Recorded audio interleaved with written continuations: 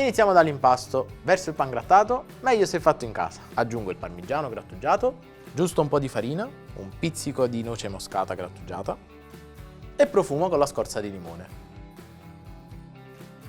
In una ciotola a parte sbatto le uova con un bel pizzico di sale e le verso nel composto. Inizio ad amalgamare il tutto con la forchetta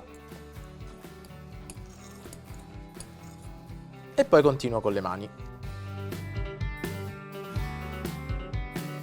Ecco l'impasto elastico, pronto per essere cotto. Per formare i nostri passatelli abbiamo bisogno dello schiacciapatate con i fori larghi.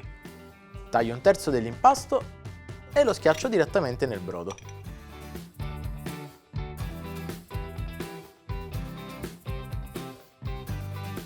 Per cuocere i passatelli abbiamo bisogno del brodo di carne. Trovate la ricetta sul sito di Giallo Zafferano. Mi raccomando, non far bollire con troppa violenza il brodo.